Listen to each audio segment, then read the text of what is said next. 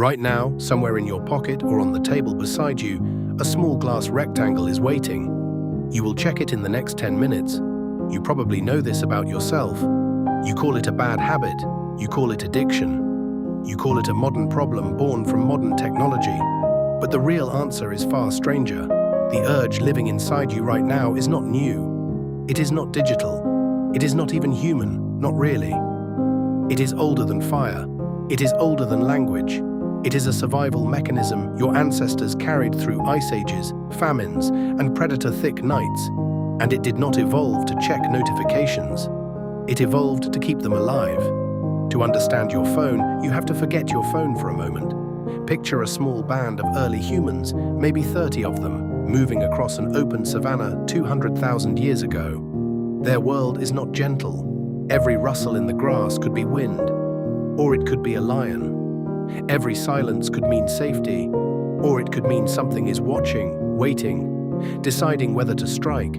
Their brains had exactly one job above all others: scan the environment for anything new, anything unexpected, anything that might matter. Neuroscientists call this negativity bias, but the plainer name is easier. Your ancestors' brains were built to notice threats faster than rewards. Dr. Jos Broskot, a psychologist at Utrecht University, has spent years researching how the brain treats uncertainty itself as a threat. Not the lion, not the falling branch, the not knowing. His research shows that an unresolved question, a gap in information, triggers stress responses almost identical to physical danger. Your brain does not like open loops, it wants them closed, immediately. Now here is where it gets strange. That system never got an update, it is still running. Exactly the same code, just pointed at a different target. Your phone did not create this hunger for information. It found a hunger that already existed, fully formed, sitting inside your skull for 200,000 years, and it simply gave that hunger something new to chase. Think about the buzz in your pocket. You do not know what it is. A message? A like? Bad news? Good news? Nothing at all.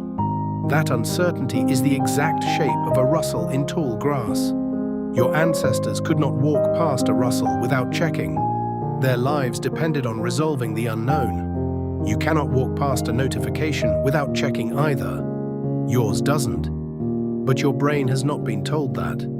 This is where a second piece of the puzzle comes in, and it comes from a psychologist most people have never heard of, even though her discovery shaped an entire century of behavioral science.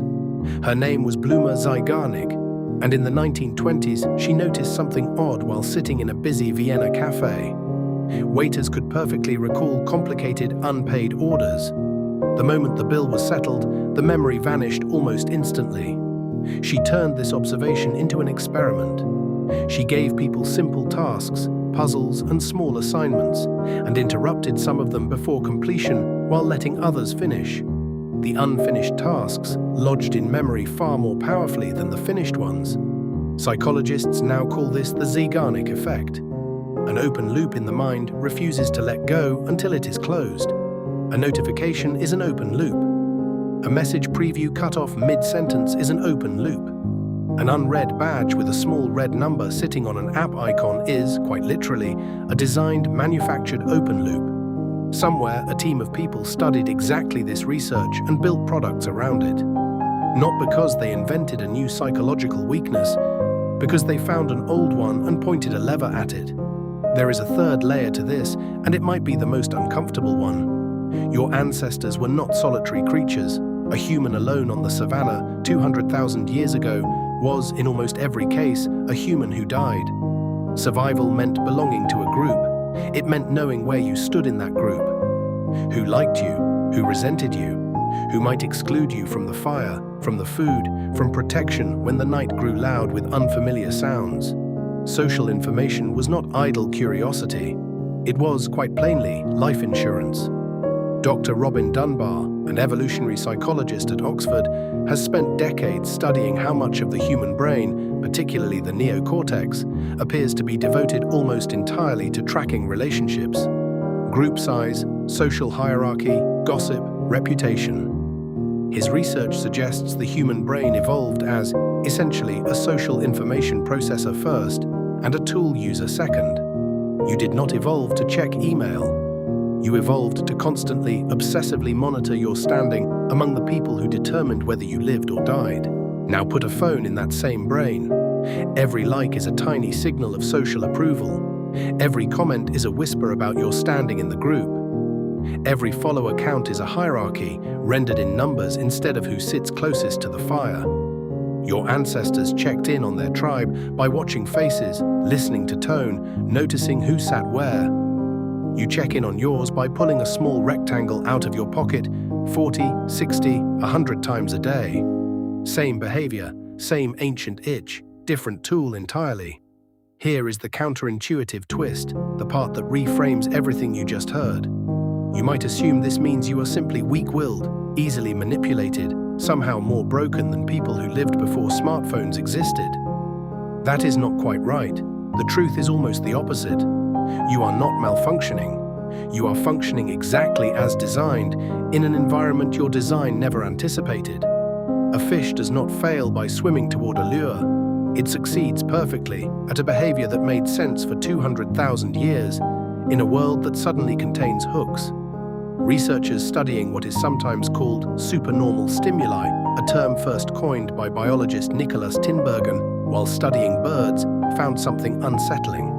Animals will often prefer an exaggerated fake version of a natural cue over the real thing. A mother bird will ignore her actual egg in favor of a larger, more vividly colored fake one nearby, because the fake one triggers her instincts more intensely than the real stimulus ever could.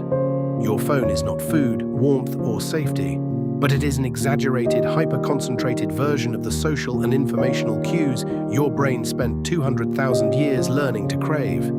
Every scroll delivers more novelty per second than an entire day on the savannah ever could. So what do you do with this? Not shame. Shame rarely changes behavior. It mostly just adds a second layer of suffering on top of the first. What actually helps is recognition. When you feel that pull toward your pocket, that itch to check, to resolve, to know, you are not weak. You are ancient. You are running software built for a world of grasslands and firelight, trying its best to keep you safe inside a world of glass screens and infinite scroll. Some researchers, including those following Zygarnik's original work, have found that simply finishing a small task, even mentally, can quiet the open loop enough to reduce the pull. Closing tabs, literally and figuratively. Others point to Dunbar's work as a reason real, face-to-face contact with a small circle of people satisfies the ancient social hunger far more completely than any feed ever could.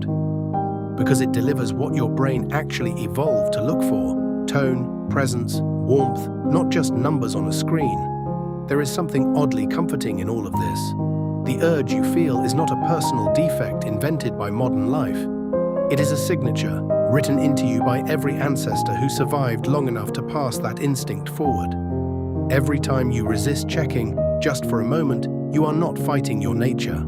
You are simply reminding a very old, very loyal part of your brain that the grass has gone quiet and there is no lion in it tonight.